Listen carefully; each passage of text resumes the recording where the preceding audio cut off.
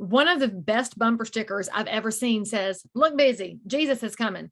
And the reason I'm thinking about that right now is that for realtors, when the market is changing, you're just not as busy as you ought to be. And so when you're not busy, that's when trouble is afoot.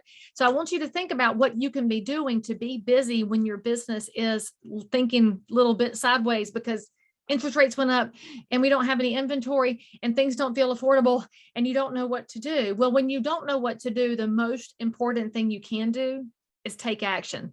So here's the action I want you to take. I want you to look at the last phone call you received from any person who's thinking about buying real estate. It could have been a commercial property, land. It could be somebody looking for a rental, single family, could be anything they're looking for.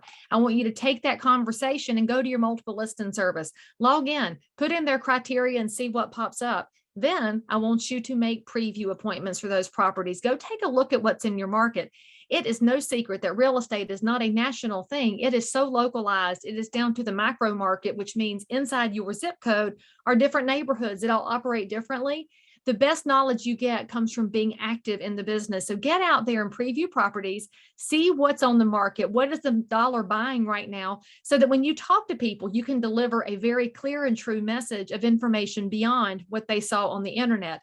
And when that other realtor calls you and says, "What did you think?" Provide some honest feedback. Do not be ugly. Do not be rude or dismissive, but let them know that you appreciate the opportunity to be inside someone else's house and that you'll do your level best to share that information. That doesn't mean you're going to blow smoke. It means you're honest, but it also means you're providing a level of professionalism to the other side that they crave. That's your task for today. Get after it, y'all. It makes a difference.